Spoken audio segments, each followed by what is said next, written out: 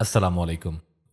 آپ سن رہے ہیں کتاب دل دریا سمندر، واصف علی واصف صاحب کی لکھی ہوئی کتاب ہے یہ، اور اس کا دوسرا چیپٹر ہے جس کا نام ہے خوف۔ خوف پیدا ہونے کے لیے خطرے کا ہونا ضروری نہیں۔ خوف انسان کے اندر پیدا ہوتا ہے، حالات سے بھی اور خیالات سے بھی۔ جب انسان ہی کسی خواہش کا جواز اپنے ضمیر میں نہیں پاتا تو خوف زدہ ہونا لازمی ہے۔ خوف ناروا خواہش کا اولین سگنل ہے۔ ہر انسان کو کسی نہ کسی سے محبت ضرور ہوتی ہے، اور اگر محبوب انسان اپنی ہی ذات گرامی ہو تو خوف سے بچنا محال ہے۔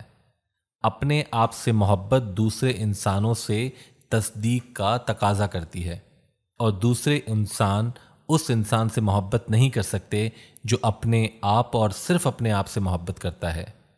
اس لیے دوسروں کے عدم تعاون کا خیال ہی خوف پیدا کرتا ہے۔ خوف اس بات کا ہوتا ہے کہ مجھے جاننے والے مجھے ماننے والے نہیں ہیں۔ آخر کیوں نہیں ہیں؟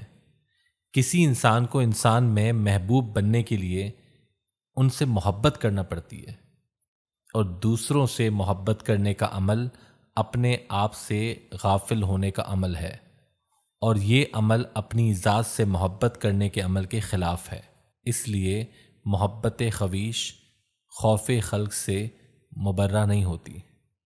خوف ایک انداز نظر ہے، ایک نقطۂ نگاہ ہے، ایک وہمہ ہے جو حقیقت بن کر سامنے آتا ہے۔ ہر حادثہ ضروری نہیں کہ رونما ہونے سے پہلے خوف پیدا کرے، اور ہر خوف ضروری نہیں کہ کسی حادثے پر ہی ختم ہو۔ حادثہ اطلاع کے بغیر آتا ہے، خوف بذات خود ایک حادثہ ہے جو آتا ہے اطلاع کے بغیر اور انسان کے دل میں بیٹھ جاتا ہے۔ یہ گز بیٹھیا کہاں سے آتا ہے، کیسے آتا ہے، کیوں آتا ہے، کیا معلوم۔ بدنیتی کی فوری سزا خوف ہے۔ نیت اعمال سے مخفی ہوتی ہے، اس لیے خوف اعمال کے نتیجوں سے بے نیاز ہوتا ہے۔ لہٰذا ایسا عمل جس کی نیت بری ہو اور نتیجہ اچھا ہو خوف پیدا کرتا رہے گا۔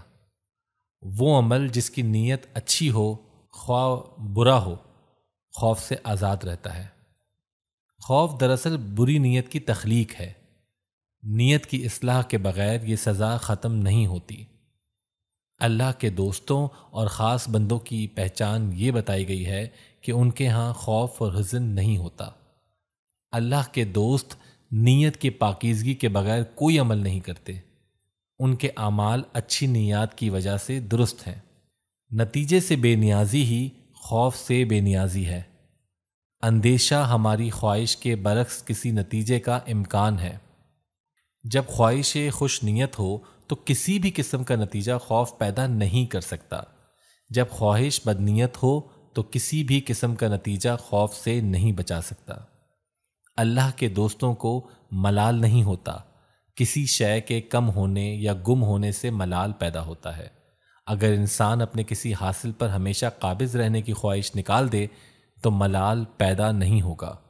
مثلا حسن، اپنی جوانی کو ہمیشہ قائم رکھنے کی لا حاصل خواہش نہ کی جائے تو کبھی ملال نہیں ہوگا۔ خوف اور حزن حاصل کو مستحکم بنانے کی خواہش اور کوشش کے نتیجے میں پیدا ہوتے ہیں۔ زندگی کو ہمیشہ زندہ رکھنے کی خواہش موت کے خوف سے نہیں بچ سکتی۔ زندگی صرف ماضی اور مستقبل کے سنگم کا نام ہے۔ ماضی اور مستقبل دونوں ہمارے اختیار میں نہیں۔ حال پر اختیار برقرار رکھنے کی صحیح یا ناکام خوف کے سوا کچھ پیدا نہیں کر سکتی۔ خود کو محفوظ بنانے کی خواہش غیر محفوظ ہونے کا اعلان ہی تو ہے۔ ایسا کیوں ہے؟ شاید زندگی اپنے اندر گرتی رہتی ہے، ریت کی دیوار کی طرح۔ اسے کسی آندھی یا طوفان کے تکلف کی ضرورت نہیں۔ انسان کا وجود اور ارادہ اندر سے مفلوج ہوتے ہیں۔ باہر کے موسم تو ہمیشہ وہی رہتے ہیں، بہاریں اور خزائیں آتی جاتی رہتی ہیں، لیکن ہم اپنے اندر بے نام اندیشے پالتے رہنے کی وجہ سے یکسر بدل جاتے ہیں، اور پھر ہمیں نہ بہار راس آتی ہے اور نہ خزاں۔ انسان اندر سے ٹوٹ جائے تو تعمیر حیات کی کتابیں مدد نہیں کر سکتی۔ خوف اس انسان کو اس انسان سے آتا ہے جس کو وہ خوف زدہ کرتا ہے۔ ہمارے رتبے اور مرتبے ان لوگوں میں خوف پیدا کرتے ہیں جو ان مراتب کے خواہ ہیں۔ ہمارے خوف کی وجہ سے وہ دل ہی دل میں ہمیں ناپسند کرتے ہیں، اور پھر یہی ناپسندیدگی ان کے چہروں پر سوالات لکھتی ہے، اور ان سوالات کو پڑھ کر ہم خوف زدہ ہو جاتے ہیں۔ امیر آدمی جب غریبوں کو ناراض دیکھتا ہے تو اسے ان سے خوف محسوس ہوتا ہے کہ یہ گونگا خطرہ اگر زبان کھول دے تو جانے کیا ہو جائے۔ ہر ظالم کو مظلوم سے خوف محسوس ہوتا رہتا ہے۔ ڈرنے والا ہی ڈرانے والا بن جاتا ہے۔ ہم جس دشمن سے ڈرتے ہیں وہ بھی تو ہم سے ڈرتا ہے۔ بارڈر کے پاس ہمارا خوف پرورش پاتا رہتا ہے۔ جس نے ہمارا سکون برباد کیا اس کو کب چین نصیب ہو سکتا ہے؟ یہ قانون فطرت ہے۔ اندھیرا اجالا ایک دوسرے سے ڈرتے ہی رہتے ہیں۔ پیسے گننے اور جمع کرنے والا غریب ہو جانے کے ڈر سے سو نہیں سکتا۔ باغی لوگ حکومت سے ڈرتے ہیں، حکومتیں بغاوتوں سے ڈرتی ہیں، اور ڈرنا بھی چاہیے۔ طلبہ اساتذہ سے ڈرتے ہیں اور اساتذہ طلبہ سے ڈرتے ہیں۔ ڈرانے والا بہرحال ڈرتا ہے۔ خوف ایک حد تک تو خیر جائز ہے۔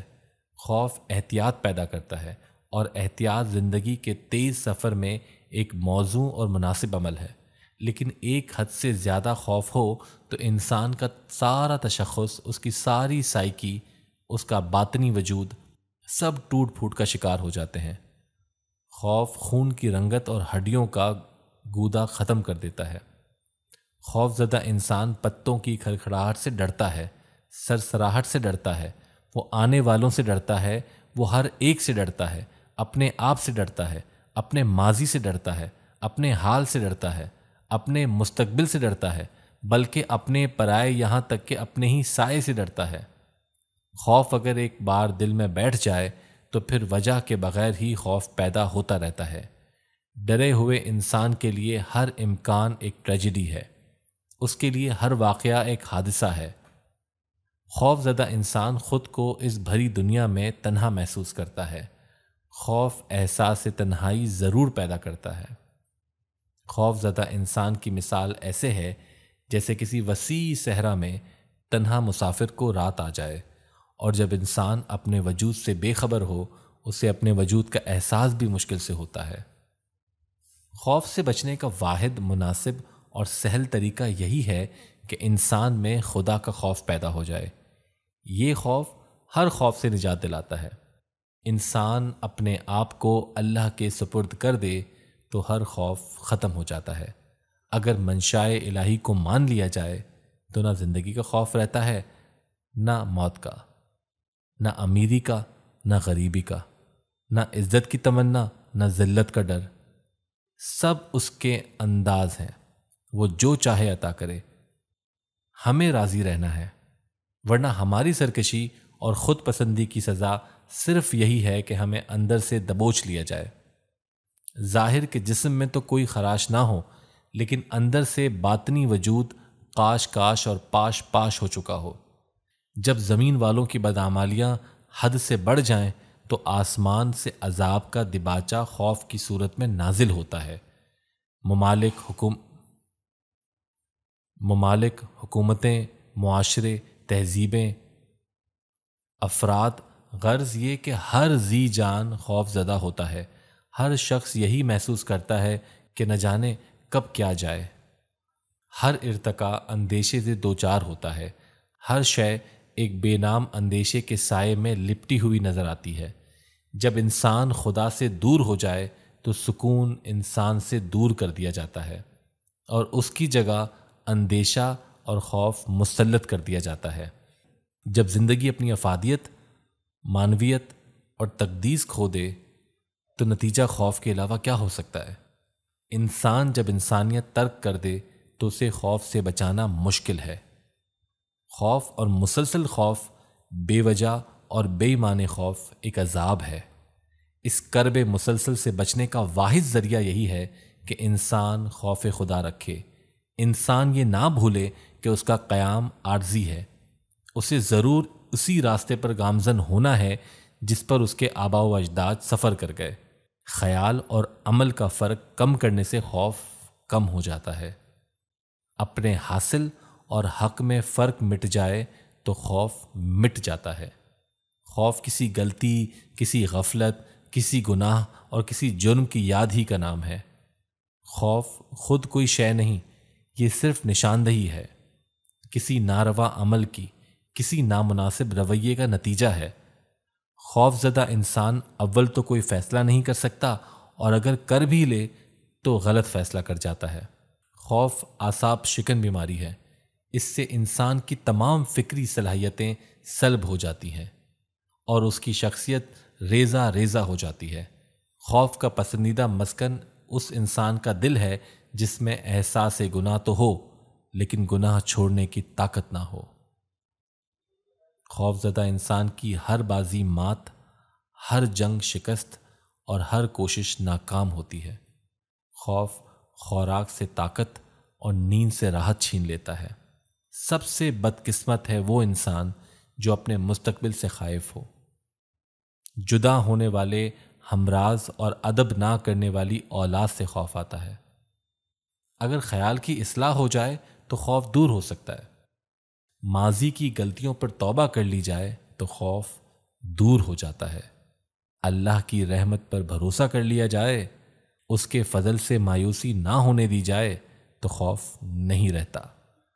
کوئی رات ایسی نہیں جو ختم نہ ہوئی ہو، کہ کوئی غلطی ایسی نہیں جو معاف نہ کی جا سکے، کوئی انسان ایسا نہیں جس پر رحمت کے دروازے بند ہوں۔ رحم کرنے والے کا کام ہی یہی ہے کہ رحم کرے۔ رحم اس فضل کو کہتے ہیں جو انسانوں پر ان کی خامیوں کے باوجود کیا جائے، اور یہ رحم ہوتا ہی رہتا ہے۔ کسی کو خوف زدہ نہ کیا جائے تو خوف کا عذاب ٹل جاتا ہے۔ دعا سے خوف دور ہوتا ہے، اور دعا کا حاصل اور اس کا ما حاصل ہی یہی ہے کہ یہ ہمیں ہمارے خوف سے نجات دلاتی ہے۔